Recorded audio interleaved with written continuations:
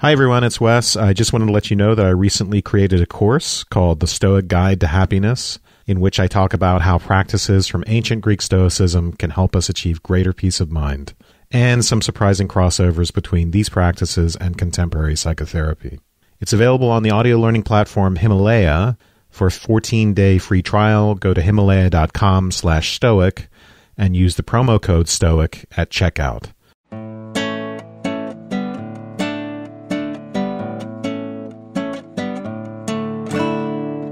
You're listening to The Partially Examined Life, a podcast by some guys who at one point set on doing philosophy for a living but then thought better of it. Our question for episode 269 is something like, what is totalitarianism and how is it different from tyranny? And we read Hannah Arendt's essay on the nature of totalitarianism from 1953 and chapter 13 of her book on the origins of totalitarianism. That book was published in 1949, but this chapter was a later edition, possibly as late as 1955. For more information, please visit partiallyexaminedlife.com. This is Mark Linsenmeyer, not just a product of history, but a vehicle for its enactment in Madison, Wisconsin. This is Seth Paskin, erasing the distinction between foreign and domestic through global domination in Austin, Texas. This is Wes Alwan, wandering the desert of tranquility in Cambridge, Massachusetts. This is Dylan Casey, sitting squarely in the discrepancy between public and personal life in Madison, Wisconsin. More Arendt. You're the man who suggested this, Seth. Start us off. What is this we're reading? Hannah Arendt had, obviously, totalitarianism and its effects on global civilization were important topics to her. We had previously read for one of our, I think when we were at the University of Pittsburgh, right? We'd read The Life of the Mind. Nature of Human Understanding, isn't that? Nature of Human Understanding. It was on the human condition. It was human was in the title. Okay. That was where we at least first encountered her concept of public versus private life and her concern about maintaining the integrity of private life. I think I read Eichmann in Jerusalem for the first time when I was maybe 19 and have read it at least twice since. I'm a big fan of Arendt's, and this was a text that's been kind of on my mind. And I think also there's, with recent political changes in the world, something that I felt like was at least worth visiting to see if it had anything to say about the current political climate, which it may or may not, but I've been wanting to read it, and so I'm glad we are. Yeah, those other two books are both later. So Human Condition is 58, Eichmann in Jerusalem is 63. This is, again, 53 or so. I thought we were going to read On the Origins of Totalitarianism. That's her most famous book. But apparently it's just a sprawling mass of historical research. And then reading this secondary essay about it, she kind of changed her mind. It's really a bunch of things cobbled together. So it's a bunch of essays that were talking about the rise of Nazism. And then she decided really toward the end, really when the project was basically done, that she also wanted to put Stalinism in there as well. And it really changed her whole view. And so it's that latter stuff that we're looking at, this last chapter 13 that was added to the book, which is very redundant of this standalone essay from 53 on the nature of totalitarianism. I was kind of glad that we did both. They emphasize a few different points, but about 80% of it seems like it's the same content. I mean, it does elaborate on a few things that I'm glad got elaborated on. Like there are things that in the standalone essay she kind of addresses in passing, and so that gets more treatment in that second essay. So I thought they did, despite the overlap, they did complement each other nicely, I thought. Dylan, do you have an opening take here? I had never thought about a distinction between totalitarianism and tyranny. And I admit to having unthoughtfully glossed those two things. And I was particularly taken with the idea of her claim that it's effectively a new form of government that, we had for thousands of years of political theory, going at least back to Plato. Your basic forms of government: monarchy, aristocracy, oligarchy, democracy, all those different versions and the corruptions of them and so forth.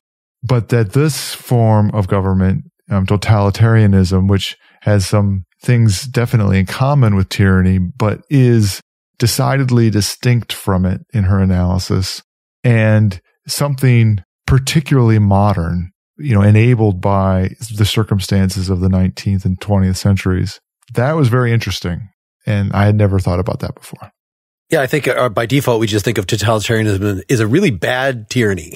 a tyranny that really just gets in your face, that some tyrannies are just, I'm the ruler, do what I say, but most of the time I'm not going to actually say anything about you. So you can probably just go about your business as long as you don't, raise your voice against me, then I'll send my secret police out and kill you. But a totalitarianism, the way she sees it really is like we were reading about in 1984. That really captures it. In fact, she even thinks that the Nazi government didn't persist long enough to become totalitarianism. It was on its way, but it was still a cult of personality of Hitler, had this sort of ideology that works well for totalitarianism, but it was really only with Stalinism that you get its pure form out in the world. But one of the pieces that was interesting to me, and maybe I could stomach trying to read some of this in a future episode, is the notion that you would actually argue for this form of government in a positive way, as it being actually the way you ought to have government. And even if you argue that totalitarianism itself is, sort of maybe uniformly understood as bad, which I don't think that she would agree that it's uniformly understood as bad. She argues that it's bad, but the notion that you would have partisans of it was also very intriguing to me. And that probably just reveals my own indoctrination into liberal democracy, which I'm fine to be indoctrinated into liberal democracy, and I'm happy to defend it. I have thought in the past of aristocracy and monarchy, for instance, as completely undesirable forms of government, but sort of legitimate forms of government. And I would have said that fascism or totalitarianism are not only undesirable, but somehow fundamentally corrupt forms of government. And I don't know that she's claiming that. I think that she's claiming it's bad, but that is another form of government that has buy-in just like any other kind of government, and that has characteristics fundamental to certain human agency and could be a way in which government operates. And that's very intriguing. So in a way, that's her question that she starts out with. So one of the questions is totalitarianism just like tyranny? And another larger question, is it a form of government that we can explain in the same way that we explain other basic forms of government, like republics, monarchies, and not just tyrannies, but republics and monarchies? Mm-hmm. And can we explain them in the way Montesquieu explains them? Yep. By virtue of some principle of motion or some principle of action that animates the form of government. There are two aspects to this. One of them is structural, right? The government has a certain structure. A monarchy, it's one person, but you would have a constitution as well. Democracy, it's the people, right? But for Montesquieu, the really interesting thing is the principle of action that guides both rulers and ruled. And in the case of a monarchy, it's honor, which is to say a passion. According to Montesquieu, yeah. Yeah. It's a passion for distinction. In the case of democracy, it's virtue, which is the same thing as a love of equality. And in tyranny, the motivation will be fear. So the way she starts this essay is with an analysis of what Montesquieu does here and these different principles of action. And then the question is going to be, is there one for totalitarianism? And of course, it will turn out that there is not. Yes. What replaces, instead of fear, which is the principle of action in tyranny, you'll get ideology. Instead of, it shares with tyranny lawlessness, but it'll be lawful in some higher sense, in some sense that a totalitarian regime sees itself as enacting the laws of what she calls nature and history, right? Yeah. The way I read it, totalitarianism will be radically unlike it can't be explained in the same way as these other governments. In some ways, like a Montesquieuian analysis fails because it's so radical. So I'll confess that I'm going to end up asking a lot of questions because I just found myself not completely understanding. And one of the things that I guess I was struggling with from the beginning was exactly what the features of a totalitarian regime were that just wasn't a bad form of tyranny, like kind of an expletive form of tyranny. Super tyranny is totalitarianism kind of thing.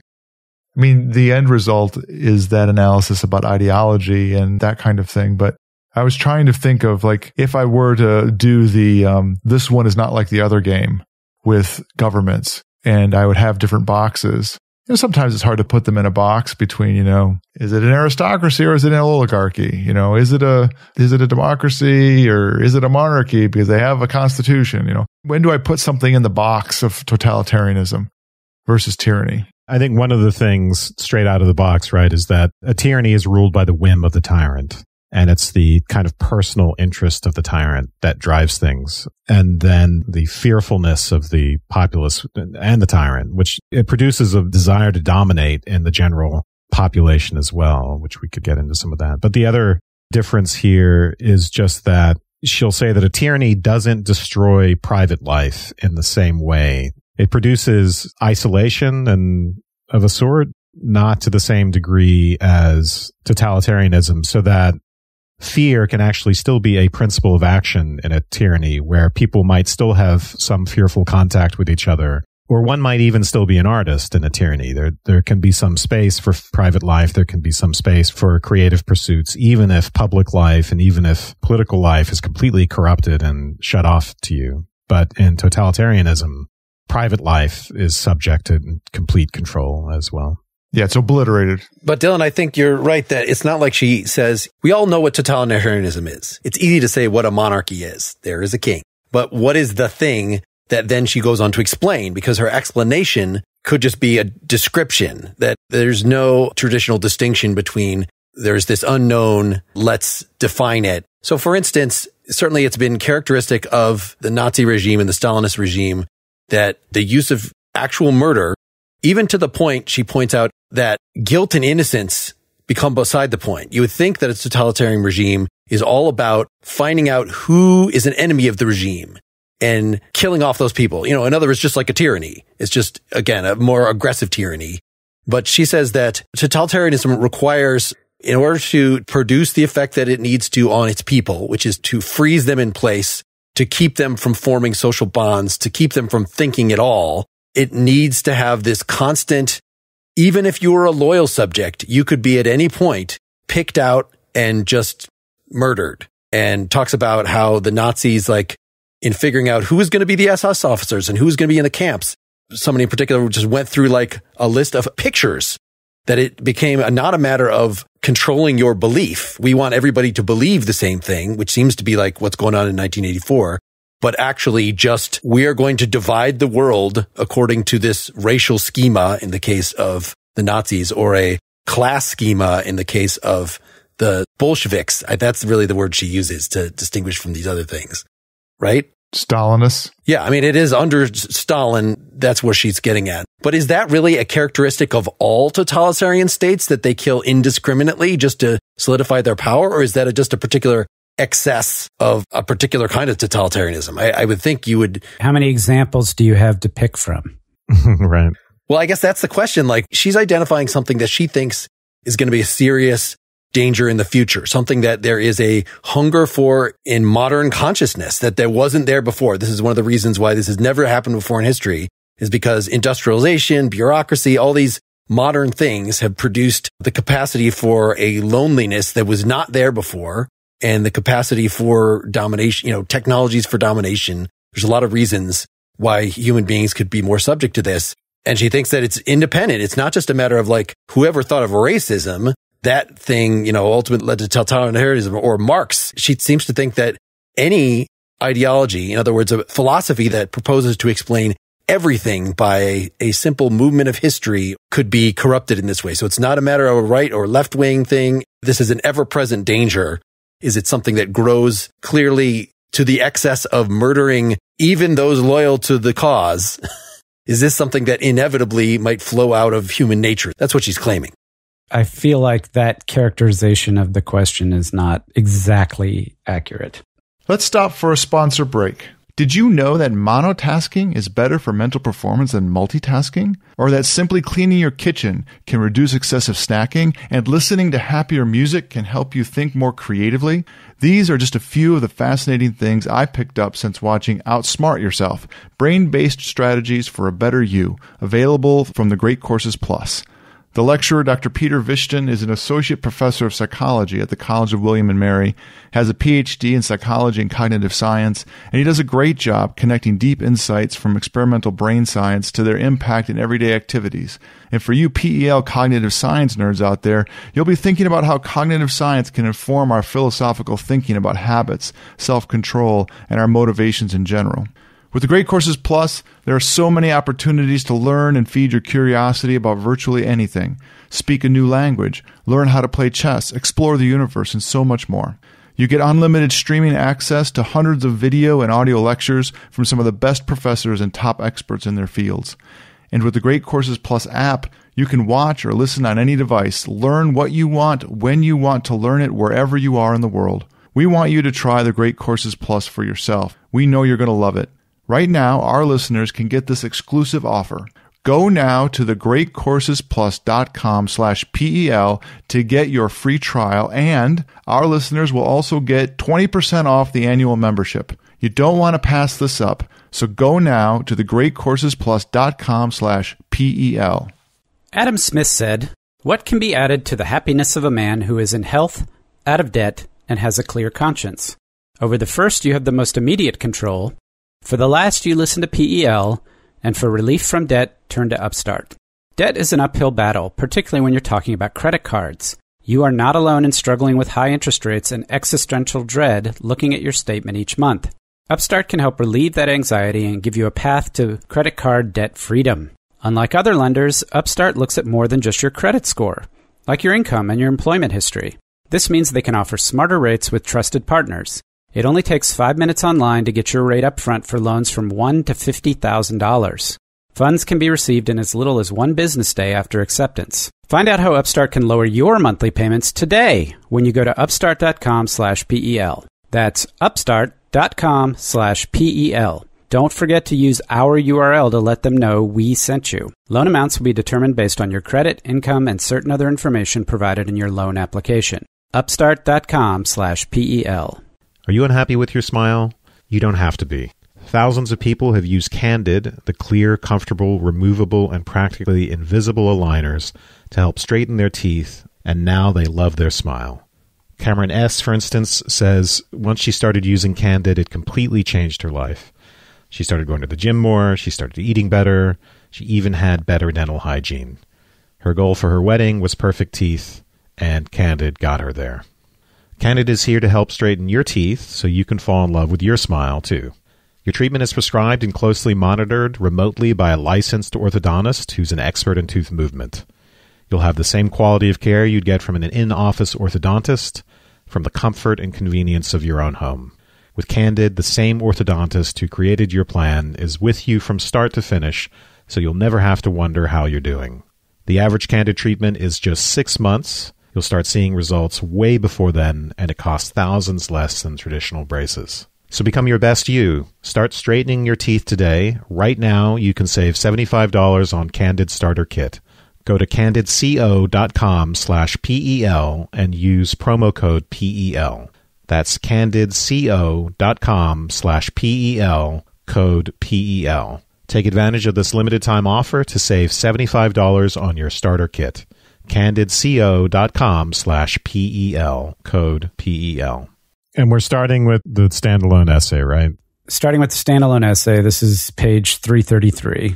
I'm not going to read an exact quote because I have in my notes here, but basically, totalitarianism, she says, claims to solve 2 different problems that pose themselves to the traditional forms of government that we say. One is the distinction between the individual and the citizen, which is to say private life and public life. And the other is the difference between lawfulness, which is to say the domestic national state, the laws that define public life and circumscribed private life, and then the relation between sovereign nations, right? Because in the realm of legal theory and political philosophy, understanding like how to adjudicate what's the just basis for a system of laws and a system of government, and how do you treat between 2 sovereign states.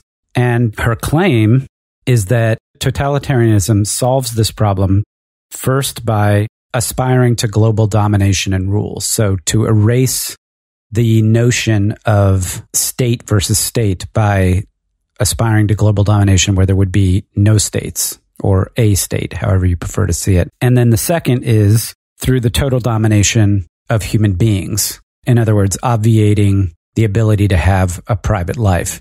The way she talks about legal theory and laws, her claim, Mark, to the point you were just making, is that to obliterate the possibility of private life, you have to obliterate the notion of a system of laws that govern public life and circumscribe private life.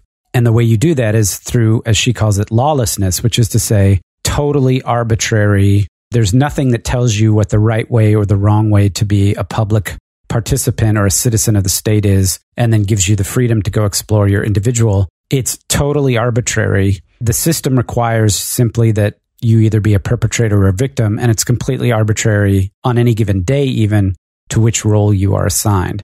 So in other words, there's this breakdown of the very structure that makes it possible to define something like a civic life and a private life. These are her claims. Why does an ideology act as that unifying factor of the distinction between being in and out? And so that would be the adjudicator. Maybe the answer is that in totalitarianism, there's no truth specifically regarding you being a proper partisan of the ideology. You still might get sacrificed regardless. Yes, it doesn't matter whether you believe. So this is defining it as an extreme tribalism. You're either with us or against us, whereas it's, of course, very normal, and I'm sure she was very much aware of this, that as soon as you establish an ideology, then you have Lenin going one way and Trotsky going the other way, or whatever the distinction was, Trotsky versus Stalin. It's like you create a creed, and you're going to have heretics immediately. So that seems to be the natural thing that ideology leads to, is ideology does not, in its natural state, as soon as people start taking it seriously, then their interpretations of it differ, and you get splintering. It almost destroys itself. So totalitarianism is ideology plus this defense mechanism of extreme tribalism. And I guess Seth, you're affirming with her that introducing an arbitrary, whimsical nature, which I would associate more with a tyranny, like, oh, I just don't like you today, I'm off with your head. That doesn't seem to be what ideology does. Agreed. It's not. The key differentiator here, Mark, is that the whimsy that you just described requires agency. So you have this tyrant who one day loves you and one day doesn't. The way that she characterizes ideologically driven totalitarianism is the state is driven by the principle, the law that validates normal systems of law. So this is where the law of nature or the law of history. The law of nature says that we must all stem from this particular stock or have this particular. The law of history says we can't have capital and capitalists. And let's expand on that a little bit. Right. The law of nature is that it takes off from Darwinism to say that the fittest shall survive, and some species of animals are not fit, and so they become extinct. And you translate that to racial categories with human beings, and the idea is that some human beings are unfit and destined to be outcompeted and destined to die. The ultimate end is the kind of perfection, a racial perfection towards which history is moving. In the case of socialism, the idea is that certain classes are parasitic, right? So Marx's theory was a theory of history and how history would inevitably unfold in certain ways because of the relations of production and the way that class struggle is predicated on that, so that inevitably we would reach a classless society, that the bourgeoisie essentially would be eliminated. And so this is what she means by the laws of nature and history. They're laws of development, essentially. They're not the same thing as natural law, right? She contrasts this to natural law, where you have certain fundamental truths about human beings, human nature, that are morally grounding, like, and tell us, okay, thou shalt not kill. That's kind of grounded in human nature, and we make laws predicated on that. In this case, it's not those sorts of laws. It's these laws of development, and their application is not to individuals, but to the species as a whole, or to society as a whole. I think that's important, because in saying what ideology is, we should be careful, because it's something very specific. And it's not what Marx, right? Marx is the one who made the word ideology famous. And it's not what Marx means by ideology. So for Marx, ideology is it's the stuff that the ruling class puts out. Ideology for Marx is the bourgeoisie saying, hey, the classes are natural. They're not contingent. You're born into a certain class, and that's just the way it is, and things can't change. So ideology with Marx is associated with a defense of the status quo. Here, it's something for Arendt, she's completely redefining it in a very specific way. But it has the commonality with the Marxist version that you just described as being something that you don't control as a human being. It's a characteristic of history or a characteristic of the status of the universe and our place in it. And you're in it where you're in it. I'm not sure, because she also, just like Wes was saying, makes this contrast between discovering these objective laws, and there's a very strong anti-social constructionist thing in Arendt, that part of the way it's beyond your capability as an individual. You can't just, as dictator, decide this is what ideology is, this is what the truth is. But there is sort of a groupthink that determines, it's trying to follow this objective rule of the process of history. But because it is unrooted from any real attempt to determine objective truth, it's more like truth is whatever we say it is. So it becomes the party, as we got in 1984, creates truth. Yeah. And so instead of waiting for the bourgeoisie to disappear according to natural historical development, right, you just kill them. You accelerate the whole process. And so you don't wait around to find out if the theory actually works. You make it come true as soon as possible. Yeah. And I also can't help but point out, on the case with Darwinism, the way you characterized how a totalitarian would view it and utilize Darwinism as survival of the fittest, such that there's this process of honing down to result in the species that's the best, is completely anti-Darwinian. And the principle of natural selection is not one of honing to the best. It's kind of a gross misinterpretation of it. So I was not trying to faithfully and accurately characterize those two things. I want to get back to that point of agency. And Dylan, it's like, don't get caught up in the mechanisms of whether it's Darwinian or not. Ideology functioning here is not, as you said, something that's produced by the ruling class. It's instead something that is to be more interpreted along the lines of a force of history, where instead of an arbitrary decision by an individual or by a group of individuals about who is or isn't in at any given time, it's that she thinks there is this movement, right? Because she's concerned about this motive principle. What is it that motivates action? And the action says, as Wes said, this group is a disease. They need to be exterminated. Now, does that mean that the people who are doing the exterminating are exempt from that same treatment themselves? No. In fact, it could very well be that after those people do the extermination, they become the targets for extermination. It's all about getting to this end state of whatever the ideology is driving at. It's funny that she says that even though it might state that it wants to get to this end state as fast as possible, that totalitarianism will pursue terror for its own sake, that it enters a cycle and it always needs to find new folks to call the enemy. It would be the end of history if it were to actually achieve its goals. I don't know how she would support this, because we've just never had a totalitarian state last long enough to see if this is actually how it would act. If it would finally say, oh, we've achieved it. Or I guess part of its goals is it sets impossible goals for itself, right? It sets world domination in the first place, and it sets complete obliteration of individuals. And she wants to stress every time a new person is born, there's a potential wrench in the system. And so as long as there are new people, there are going to be new folks to oppress. Now, that still makes it sound like not everybody's going to toe the company line, as opposed to, it doesn't matter if you toe the company line, we're still going to just arbitrarily pick a group of you and kill you off. It's always going to be the case for any of these forms of government that there's a little bit of degree in it, and there's going to be ways that they fall apart. And totalitarianism isn't going to be any different than that, despite its totalitarian objectives. As you pointed out, Mark, she says, every time someone's born, that's the potential to save us from totalitarianism. Or a thing that totalitarianism feels itself the need to grab hold of. So it could be fuel for totalitarianism. I do think it might be worth us stepping back a couple steps more, because as Wes pointed out at the beginning, she starts with Montesquieu's political theory account and the distinction between action and, what was the other thing?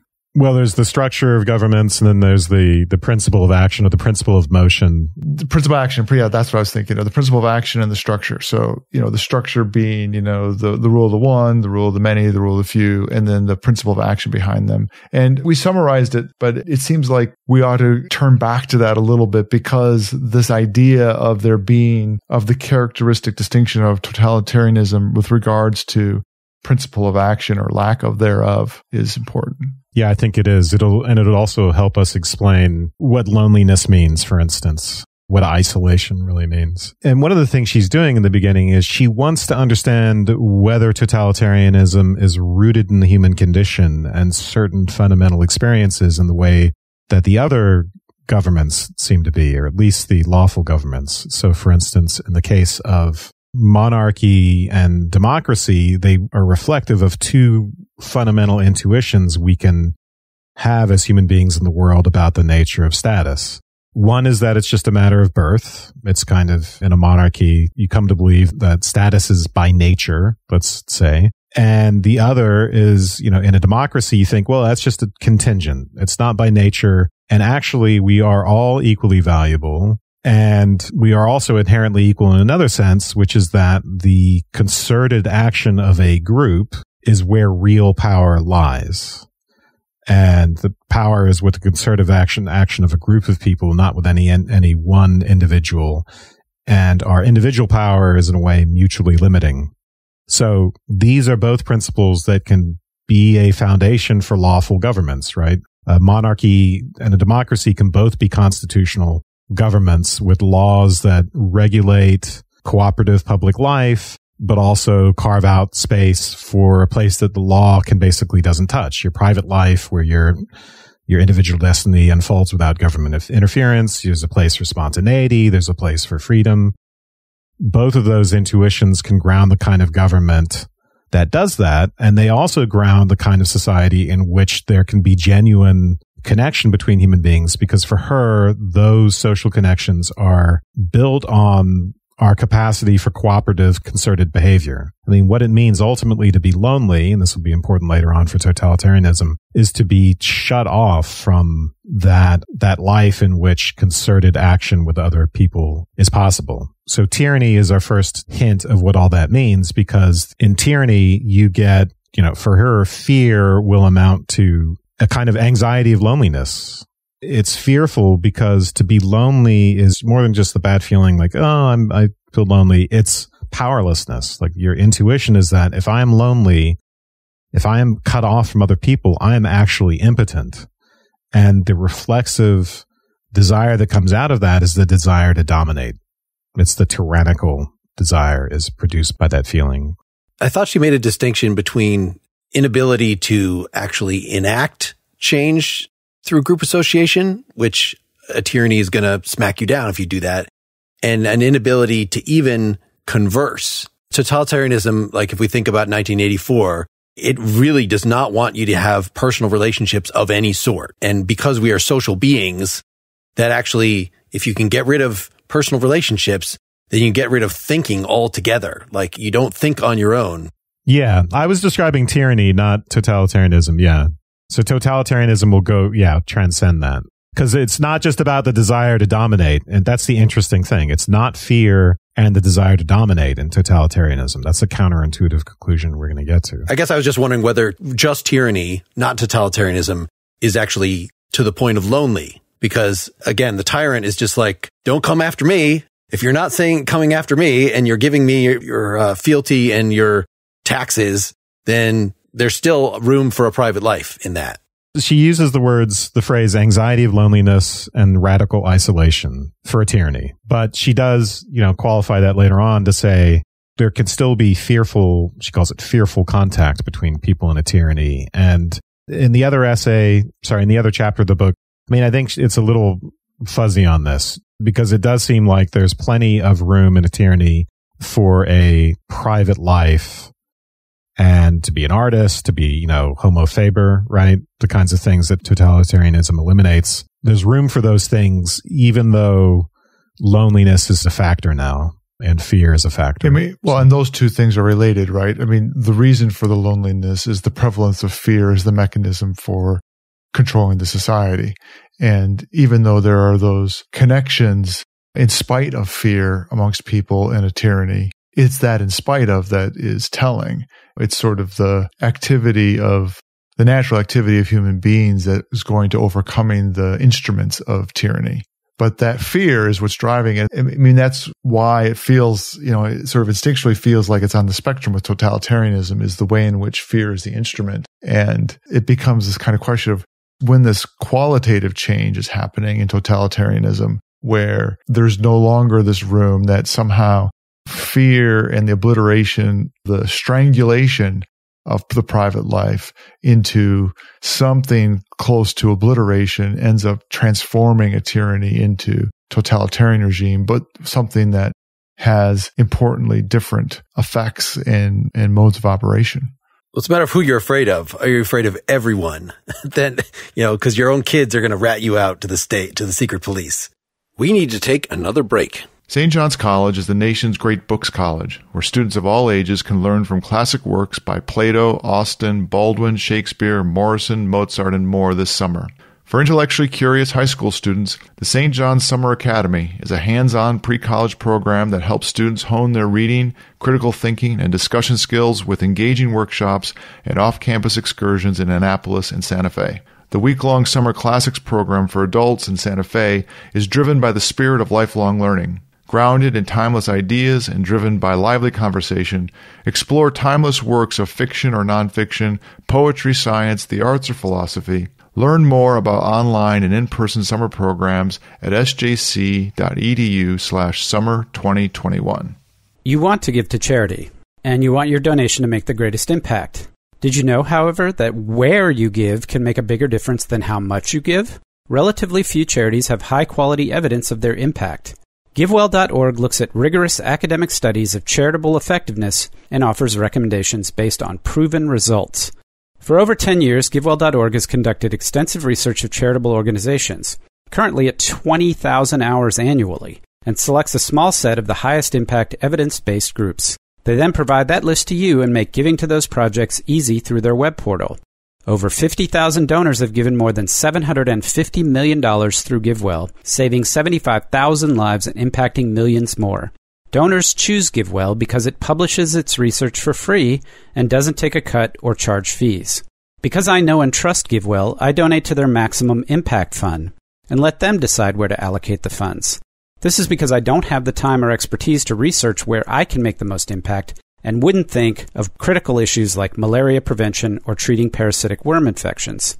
Join me, PEL, and GiveWell to make a difference in this world.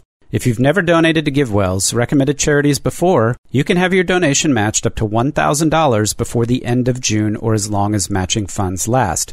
That's $1,000. Just go to givewell.org/PEL and pick podcast and Partially Examined Life at checkout. Make sure they know you heard about GiveWell from Partially Examined Life to get your donation matched. That's givewell.org/PEL. Select podcast and Partially Examined Life at checkout. Hi, everyone. It's Wes. I just wanted to let you know that I recently created a course called The Stoic Guide to Happiness, in which I talk about how practices from ancient Greek Stoicism can help us achieve greater peace of mind, and some surprising crossovers between these practices and contemporary psychotherapy. The Stoic Guide to Happiness is available now exclusively on Himalaya Learning. Himalaya Learning is an audio learning platform that provides an extensive library of courses straight to your ears from the world's greatest minds like Malcolm Gladwell, Tim Ferriss, Seth Godin, and more. To listen to this course and others like it, go to Himalaya.com/Stoic and enter promo code STOIC at checkout to get your first 14 days free. That's HIMALAYA.com/Stoic, and the promo code is STOIC. She does make the weird argument, right, with totalitarianism that fear is not the operative principle, even though there's lots of fear. It's not the operative principle. It's not the operative principle because you can't, behaving in a certain way doesn't mean you're not going to be the next victim. Your fear doesn't matter. It's not that they can't hear you scream. It's that they don't care if you scream. The operative principle will turn out to be ideology, right? What replaces law in a tyranny and totalitarianism is terror. Terror is what replaces law. And fear to a tyranny is as ideology is to totalitarianism, which is not to say it's a principle of action, right? She says it's going to be an unusual thing because ideology, I don't think is to be conceived of as a motivation. Well, actually, no, that's something to discuss. Is that an individual motivation? I wanted to go back to this concept of isolation. I don't know if I'm going back or if I'm out of touch with where things are, but isolation versus loneliness. I want to get to this section of the text, which I think was really poignant, where she delineates the difference between the two and I think clarifies what she means about how totalitarianism differs from tyranny. So can I read a little bit? What page? 474, bottom of 474 in the full book, The Ideology and Terror chapter. What we call isolation in the political sphere is called loneliness in the sphere of social intercourse. Isolation and loneliness are not the same. I can be isolated, that is, in a situation in which I cannot act because there is nobody who will act with me, without being lonely. And I can be lonely, that is, in a situation in which I, as a person, feel myself deserted by all human companionship, without being isolated. Isolation is that impasse into which men are driven when the political sphere of their lives, where they act together in the pursuit of a common concern, is destroyed. Yet isolation, through destructive power and the capacity for action, not only leaves intact, but is required for all so-called productive activities of man. Man, insofar as he is homo faber, tends to isolate himself with his work, that is, to temporarily leave the realm of politics. Fabrication, poesis, the making of things, as distinguished from action, praxis, on one hand, and the sheer labor on the other, is always performed in a certain isolation from common concerns, no matter whether the result is a piece of craftsmanship or art. And then she goes on to say that what differs about totalitarian government is that it destroys private life as well. It bases itself on loneliness, on the experience of not belonging to the world at all, which is among the most radical and desperate experiences of man. In other words, what differentiates totalitarianism is the desire to destroy or completely suppress the human capacity for poesis. So many states can destroy the public sphere, but totalitarianism is distinguished in that it also tries to destroy the private sphere. So that distinction between isolation and loneliness, on the one hand, is what I was thinking was tyranny brings about isolation. You're not allowed to work with other people, at least not to overthrow the government.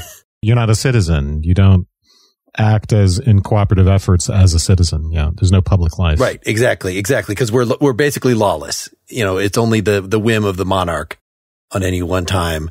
And so I'm just following this through. So if the monarch says, we're all going to build a pyramid today, and gets you all down. Well, that's not your authentic, you're doing something with other people, but you don't want to, even if you kind of decide you're into it, there's something that's not authentic action according to Arendt. You're not really making something. You're not exerting your capacity to work. There's no freedom and spontaneity to it. Yes. So you're isolated even though you're working with other people. Loneliness, though, impinged on the mental. Yeah, no, I think you're right. But then solitude is the third thing, and it's kind of confusing the way she discusses them because first she's contrasting loneliness and isolation, but then solitude comes in. Solitude is actually the good thing because it requires isolation. That's what you actually need to have any authentic thoughts at all. But solitude only makes sense in a social context. In other words, you can go back to have a conversation with somebody, right, that things only really make sense. There's no such thing as a truly solitary philosopher. You have to be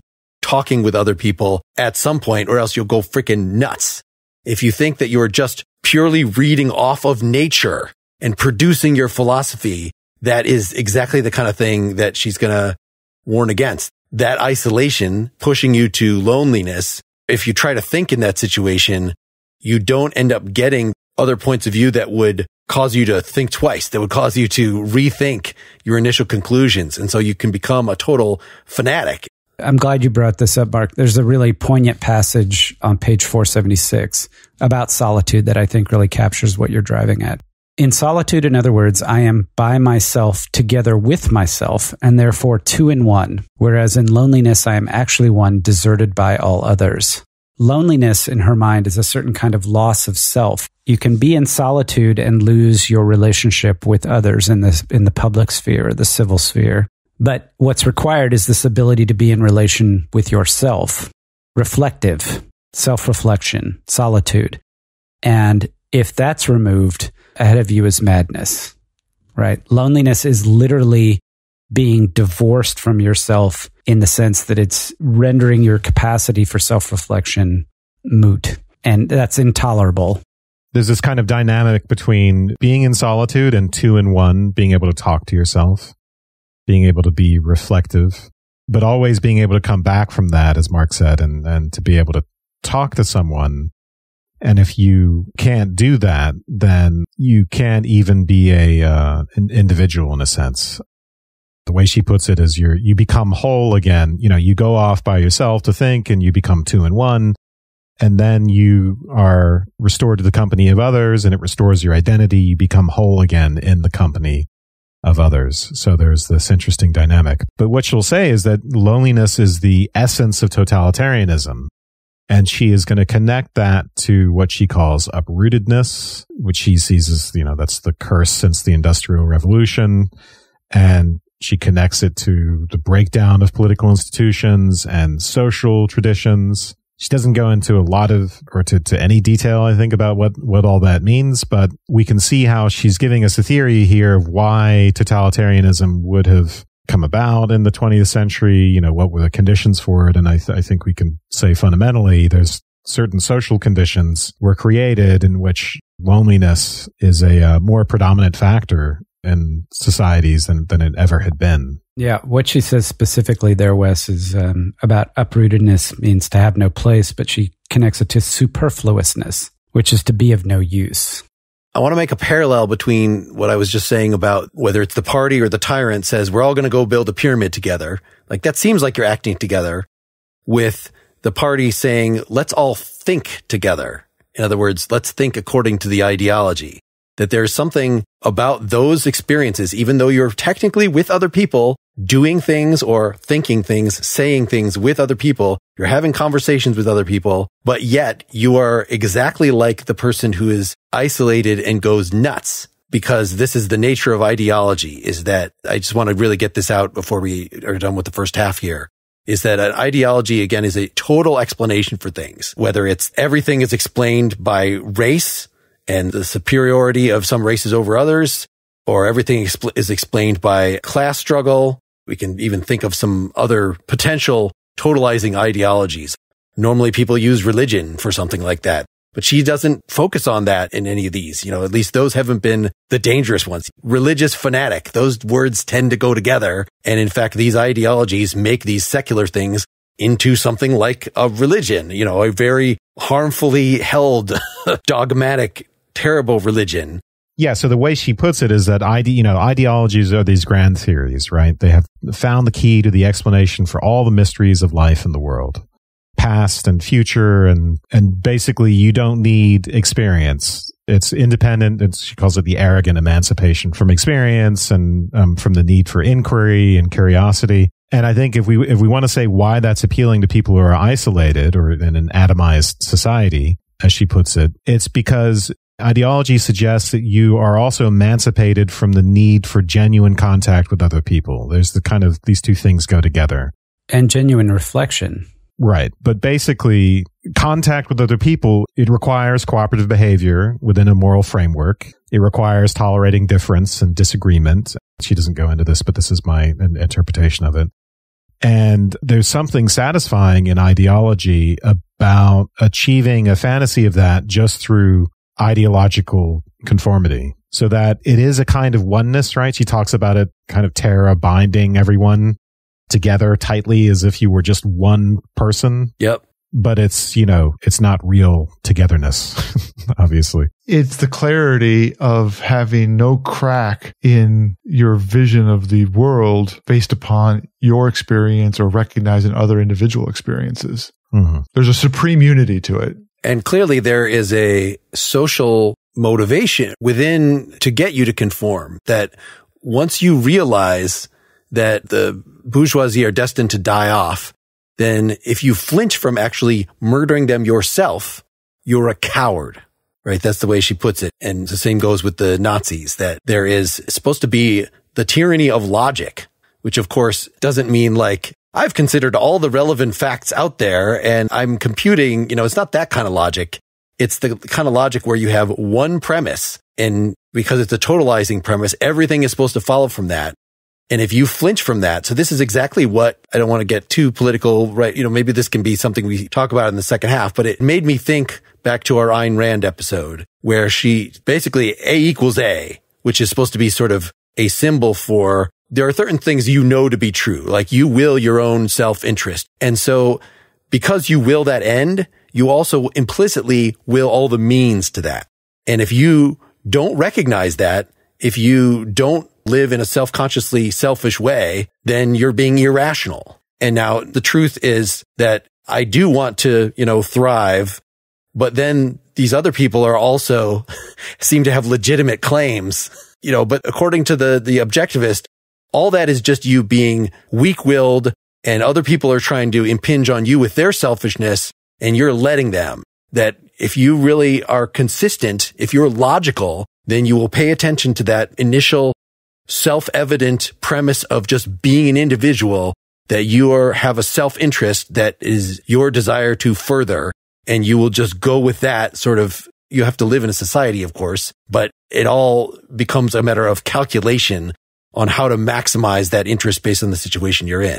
So part of this is articulating why a group of people or society would be susceptible to ideology and being convinced to participate or enable totalitarianism. Because there's a kind of funny thing about it, which is that at some level people have to buy into it. And I guess the account of that is the account of loneliness, right? That pervasive loneliness sets the stage for the working of totalitarianism. Then people buy into it. Then that engine continues to drive loneliness, and the typical human being has the reaction to gravitate towards the solace and unity provided by totalitarianism in order to assuage their loneliness. I think that's part of the ground. So she definitely thinks that there's something in the modern industrial world, that there's more uprootedness, people being moved from, much more relocation, moving from the country to the city where there's no sense of place or home. And then I think there's also an aspect of, modern capitalism where you're a laborer, but you can be replaced in this sense of utility. But I think also there's an aspect here of techne, in that there are means of modern communication and industrialization of warfare and surveillance and a variety of other things that contribute. So I think the conditions were ripe for all of that to take place. The way you were just describing it makes me think about several different things, podcasts I listened to, and about World War I and the experience of being a soldier in World War I, and the way in which being a soldier was kind of transformed so that the experience all the way up and down for both sides was of this sort of throwing flesh into the maw of a machine in which it just didn't matter. There was no more possibility for military virtue or anything like that. It just, I'm saying a truism, but that experience culturally has got to have informed some of this. And it seems like she would say that it was a symptom of an enabler of totalitarianism. I think that's a brilliant analogy, especially you talk about the concept of virtue in battle. That's a perfect example of a motive force from a traditional or bygone era, and how it's completely transformed in the 20th century to where the individual matters. It simply becomes an instrument. I think that was great. Just to clarify, I was not saying objectivists or fascists or totalitarians. That was not my point. The point was to say something about logic and so-called scientific thought, but let's expand on that in part 2, along with some of these other things. There are so many good quotes in this. However, if you want to hear that second half of the discussion, you need to become a Partially Examined Life citizen or a $5 Patreon supporter. You can do that by going to partiallyexaminedlife.com/support. thanks so much for listening. We are going to next time turn to some Indian philosophy. We're going to have an old prof of some of ours from UTexas, Stephen Phillips, on. He is one of 3 translators, compilers of this book, God and the World's Arrangement, Readings from the Vedanta and Nyaya Philosophy of Religion. So that is some sutras, the Brahma Sutra and the Nyaya Sutra. It's a couple of passages from that as then interpreted by these 8th and 10th century philosophers Shankara and Vachaspati. We would love to hear from you as to whether this was a good topic, what else you'd like us to cover, any thoughts you might have had about this. The place that I would encourage you to put your comments are on the blog post associated with this episode at partiallyexaminedlife.com. We also have a Facebook group and Twitter and other ways of reaching out to us. Thanks, everybody. Good night. Good night. Good night. Good night.